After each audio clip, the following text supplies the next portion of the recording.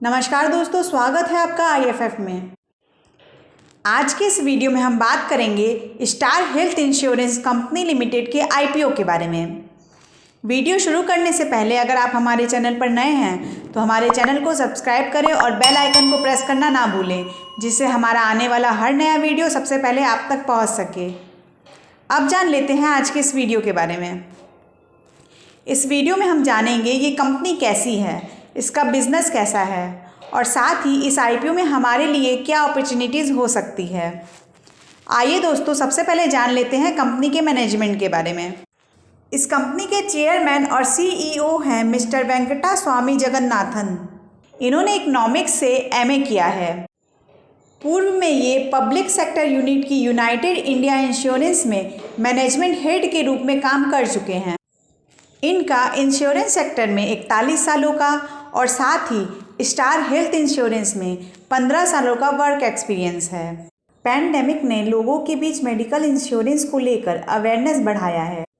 Max Bupa के एक सर्वे के अनुसार कोविड-19 के पहले जहां केवल 10% लोग ही मेडिकल इंश्योरेंस खरीदने में दिलचस्पी दिखाते थे, वहीं कोविड-19 के बाद 71% लोग मेडिकल इंश्योरेंस खरीद रहे हैं। इस कंपनी के मैनेजिंग डायरेक्टर हैं मिस्टर S प्रकाश। इन्होंने थंजावुर मेडिकल कॉलेज से MBBS किया है, साथ ही मद्रास मेडिकल कॉलेज से MS किया है और royal college of physician and surgeon of Glasgow UK से FRCS यानी fellowship of royal college of surgeons के रूप में काम किया है। मिस्टर S प्रकाश पिछले 3 सालों से लगातार CII Tamil Nadu health care panel के चेयरपर्सन हैं। इनके लीडरशिप में star health insurance company limited ने कई अवार्ड जीते हैं और हाल ही में प्रेसिडेंट ऑफ इंडिया से the world health day award of excellence का खिताब भी जीता है और साथ ही तमिलनाडु के गवर्नर से emerging trend in corporate governance का अवार्ड जीता है। तो यहाँ हम देख सकते हैं कि कंपनी के मैनेजमेंट में हाईली एक्सपीरियंस्ड टीम होने के कारण कंपनी में ग्रोथ पोटेंशियल विजिबल है। अब बात कर लेते हैं कंपनी के बिजनेस के बारे में। स्टार हेल्थ इंश्योरेंस कंपनी 2006 में इंडिया की पहली केवल हेल्थ इंश्योरेंस प्रोवाइडर के रूप में एस्टैब्लिश हुई थी। Star health insurance company health insurance sector में विभिन्न प्रकार की हेल्थ इंश्योरेंस सेवा प्रदान करती है, जैसे health insurance, personal accident, overseas travel insurance etcetera. Star health insurance company का इनके हर प्रकार के कस्टमर्स जैसे इंडिविजुअल्स, फैमिली या कॉरपोरेट हर प्रकार के कस्टमर्स पर फोकस रहता है। इनका बिजनेस डायरेक्टली और ब्रोकर्स जैसे एजेंट और ऑनलाइन प्लेटफॉर्म के थ्रू भी चलता है, यानी इनको कई तरीके से बिजनेस मिलता रहता है। इनका कई बैंकों के साथ भी लंबा रिलेशनशिप है, तो इनको वहाँ से भी बिजनेस मिल जाता है। स्टार हेल्थ इंश्योरेंस का हर सेगमेंट को केटर करने के लिए इनके पास वाइड रेंज ऑफ प्रोडक्ट्स की वैरायटी है और साथ ही इनका 640 से ज़्यादा ब्रांच ऑफिस के साथ पैन इंडिया प्रेजेंस है। साथ ही 11,000 से ज़्यादा हॉस्पिटल्स में ये कैशलेस ट्रीटमेंट प्रोवाइड करते हैं। अगर कॉम्पिटिटिव स्ट्रेंथ की बात करें तो ये इंडिया की सबसे बड़ी हेल्थ इंश्योरेंस कंपनी है। साथ ही रिटेल हेल्थ इंश्योरेंस सेक्टर में ये लीडर है। इनका हेल्थ इंश्योरेंस सेक्टर में सबसे बड़ा डिस्ट्रीब्यूशन नेटवर्क है, जिसके कारण ये वैरायटी ऑफ कस्टमर्स को केटर करते हैं। इसके साथ ही इनके पास डाइवर्सिफाइड और customer specialized range of products हैं, जो हर प्रकार के कस्टमर्स को केटर करने के लिए बना है। इनका पिछले कई सालों से स्ट्रॉन्ग रिस्क मैनेजमेंट के साथ सुपीरियर क्लेम रेशियो और क्वालिटी कस्टमर सर्विस का ट्रैक रिकॉर्ड रहा है।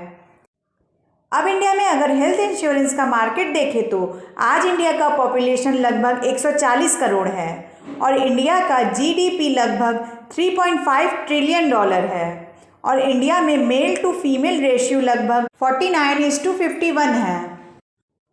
इंडिया के टोटल पॉपुलेशन में से लगभग 72% पॉपुलेशन सेमी अर्बन और रूरल एरियाज़ में रहती है। 2019 में 80 वर्ष से अधिक उम्र की विश्व जनसंख्या में 6 देशों की गणना की गई, जिसमें इंडिया तीसरे नंबर पर आया है। 2019 में 60 वर्ष से अधिक उम्र वाले की पूरे विश्व में संख्या लगभग 841 मिलियन रही है। वहीं इंडिया में ये आंकड़ा 100 मिलियन है। एक अनुमान के मुताबिक 2050 तक इंडिया में 60 वर्ष से अधिक उम्र के लोगों की संख्या लगभग 316 मिलियन होगी और 80 वर्ष से अधिक उम्र के लोगों की संख्या लगभग 43 मिलियन होगी। वैश्विक स्तर पर 60 वर्ष या उससे अधिक उम्र के 40% वृद्ध व्यक्ति अकेले या अपने जीवन साथी के साथ रहते हैं और ये संख्या लगातार बढ़ रही है। यहाँ हम देख सकते हैं कि किस तरह से इंडिया में ओल्ड एज पॉपुलेशन बढ़ रहा है और 2050 तक लगभग 40% जनसंख्या 30 वर्ष की उम्र से अधिक के होंगे। इंडिया में दूसरे देशों के मुकाबले हेल्थ इंश्योरेंस का पेनिट्रेशन बहुत ज़्यादा नहीं है। लोगों में जागरूकता की कमी होने के कारण ऐसा होता रहा है। अब कोरोना जैसे पैंडेमिक के आने के बाद इस सेक्टर में ग्रोथ होने के आसार सबसे ज़्यादा हैं, क्योंकि अब कोरोना के आने के बाद लोगों को ये सोचना पड़ रहा है हेल्थ इंश्योरेंस की क्या वैल्यू है और ये कितनी ज़रूरी है। मार्केट प्रीमियम के हिसाब से देखें तो इंडिया में केवल 57 बिलियन प्रीमियम ही जनरेट होता है। लाइफ इंश्योरेंस पेनिट्रेशन को जीडीपी से कंपेयर करें तो इंडिया का केवल 3% कंट्रीब्यूशन है और इंडिया में प्रति व्यक्ति लाइफ इंश्योरेंस का कंट्रीब्यूशन देखें तो $43 है। वहीं जापान इस मामले में टॉप पर है, जहां प्रति व्यक्ति कंट्रीब्यूशन लगभग $4,143 है। अब अगर इंश्योरेंस सेक्टर में गवर्नमेंट इनिशिएटिव्स की बात करें तो यूनियन कैबिनेट ने अगले 5 सालों में एक्सपोर्ट को बढ़ाने के लिए सितंबर 2021 में एक्सपोर्ट इंश्योरेंस कवर के रूप में लगभग 6,000 करोड़ रुपए इंश्योरेंस सेक्टर के लिए अप्रूव किया है। अगस्त 2021 में पार्लियामेंट में general insurance business amendment bill pass किया है। इस बिल का objective state run insurance companies को प्राइवेटाइज करना है। यूनियन बजट 2021 में इंश्योरेंस सेक्टर में एफडीआई लिमिट को 49% से बढ़ाकर 74% कर दिया गया है। इसके साथ ही यूनियन बजट 2021 में निर्मला सीतारमण मैम ने फाइनेंशियल ईयर 2022 में एलआईसी का आईपीओ फाइनलाइज करने की बात कही है। हालांकि कोई बाजारी मूल्यांकन नहीं किया गया है, फिर भी एलआईसी के आईपीओ से लगभग 1 लाख करोड़ रुपए जुटाने का गवर्नमेंट का प्लान है। जून 2021 में गवर्नमेंट ने अगले 1 साल तक देश भर के हेल्थ वर्कर्स के लिए इंश्योरेंस कवरेज स्कीम के तहत 50 लाख रुपए तक की राशि बढ़ाने की बात कही है। फरवरी 2021 में फाइनेंस मिनिस्ट्री ने स्टेट ओन्ड इंश्योरेंस कंपनीज के हेल्थ को सुधारने के लिए 3,000 करोड़ रुपए इन्फ्यूज करने की बात कही है।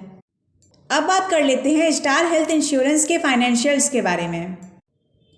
इनकी अगर टोटल एसेट्स की बात की जाए तो 31 मार्च 2019 में 16,426 मिलियन था। 31 मार्च 2020 में 18,967 मिलियन था और 31 मार्च 2021 में 44,665 मिलियन था। टोटल रेवेन्यू की बात की जाए तो 31 मार्च 2019 में 2,262 मिलियन था। 31 मार्च 2020 में 4,619 मिलियन था और 31 मार्च 2021 में नेगेटिव 9,077 मिलियन था। प्रॉफिट आफ्टर टैक्स की बात की जाए तो 31 मार्च 2019 में 1,282 मिलियन था। 31 मार्च 2020 में 2,680 मिलियन था और 31 मार्च 2021 में -8,255 मिलियन था। सितंबर 2020 से सितंबर 2021 के पीरियड की बात की जाए तो सितंबर 2020 में इनका टोटल एसेट्स 21,000 मिलियन था। वहीं सितंबर 2021 में 49,749 मिलियन हो गया। इनके टोटल रेवेन्यू की बात की जाए तो सितंबर 2020 में इनका टोटल रेवेन्यू 3,343 मिलियन था। वहीं सितंबर 2021 में -4,946 मिलियन हो गया और इस सेम पीरियड के लिए इनका प्रॉफिट आफ्टर टैक्स की बात की जाए तो सितंबर 2020 में इनका प्रॉफिट आफ्टर टैक्स 1,992 मिलियन था। वहीं सितंबर 2021 में -3,802 मिलियन हो गया। इनकी अर्निंग पर शेयर की बात की जाए तो 2019 में 2.81, 2020 में 5.59 और 2021 में इनका अर्निंग पर शेयर -16.54 था। रिटर्न ऑन नेट वर्थ की बात की जाए तो 2019 में 10.55%, 2020 में 16.46% और 2021 में इनका रिटर्न ऑन नेट वर्थ -23.69% था। इनके EBITDA की बात की जाए तो 2019 में 2,359 मिलियन, 2020 में 4,684 मिलियन और 2021 में इनका EBITDA -9,746 मिलियन था। तो यहाँ हम देख सकते हैं कि कोरोना के कारण पिछले एक साल में इन्हें लॉस हुआ है। अब अगर प्रोमोटर होल्डिंग्स की बात की जाए तो IPO से पहले प्री इश्यू होल्डिंग 66.22% था और इस IPO के बाद प्रोमोटर होल्डिंग 58.42% हो जाएगा। इस प्रोमोटर होल्डिंग में 17% होल्डिंग राकेश झुनझुनवाला सर का है और इस IPO के बाद भी उनका होल्डिंग सेम रहने वाला है, यानी इस IPO के थ्रू वो अपना स्टेक सेल नहीं कर रहे हैं, जो कि एक अच्छी बात है। आइए अब जान लेते हैं IPO के डिटेल्स के बारे में। IPO ओपन हो रहा है 30 नवंबर को। IPO क्लोज हो रहा है 2 दिसंबर को। IPO प्राइस बैंड की बात की जाए तो 870 से 900 रुपये है। अगर हमें IPO के लिए अप्लाई करना है तो हमें अप्लाई करना होगा कट ऑफ प्राइस 900 रुपये पर। मार्केट लॉट है 16 शेयर्स का। इशू साइज़ की बात की जाए तो इशू साइज़ है 7,249 करोड़ का। फ्रेश इशू है 2,000 करोड़ का। ऑफर फॉर सेल है 5,249 करोड़ का। इम्पॉर्टेंट डेट्स की बात की जाए तो IPO ओपन हो रहा है 30 नवंबर को और क्लोज हो रहा है 2 दिसंबर को। अलॉटमेंट होगा 7 दिसंबर को और रिफंड इनिशिएट होगा 8 दिसंबर को। शेयर अकाउंट में क्रेडिट होंगे 9 दिसंबर को और लिस्टिंग होगी 10 दिसंबर को। रिटेल कैटेगरी में मिनिमम 1 लॉट और मैक्सिमम 13 लॉट के लिए अप्लाई कर सकते हैं। 1 लॉट से ज़्यादा अप्लाई करने का इस IPO में कोई फ़ायदा नहीं है। अब अगर ग्रे मार्केट प्रीमियम की बात की जाए तो आज के डेट में इसका ग्रे मार्केट प्रीमियम केवल 10 रुपये है। आप इस वीडियो के नीचे कमेंट करके बताइएगा कि आप इस IPO में अप्लाई कर रहे हैं या नहीं। हमें आपके कमेंट्स का इंतज़ार रहेगा। हमारे पर्सनल डिसीजन की बात करें तो ये कंपनी अपने सेक्टर में अच्छा काम कर रही है और फ्यूचर में इस सेक्टर में और पैसा आने वाला है। साथ ही ये कंपनी अपने लाइफ इंश्योरेंस सेक्टर की लीडर है, तो इस कंपनी में फ्यूचर पॉइंट ऑफ व्यू से इन्वेस्ट किया जा सकता है। बट चूंकि इस साल कंपनी को लॉस हुआ है तो इस समय इसका वैल्यूएशन निकालना थोड़ा मुश्किल होगा। ऐसे में बेहतर है कि इसमें इन्वेस्ट करने से पहले 1 से 2 क्वार्टर रिजल्ट तक का वेट करना चाहिए। बाकी अगर लिस्टिंग गेन के पॉइंट ऑफ व्यू से देखें तो हम पर्सनली लास्ट डे तक वेट करेंगे। ग्रे मार्केट प्रीमियम और सब्सक्रिप्शन का स्टेटस देखने के बाद ही कोई फैसला लेंगे। आशा है ये वीडियो आपको पसंद आया होगा। अगर हाँ तो इसे लाइक, शेयर, सब्सक्राइब, कमेंट करने के साथ ही अपने दोस्तों के साथ शेयर करना ना भूलें। Thanks for watching.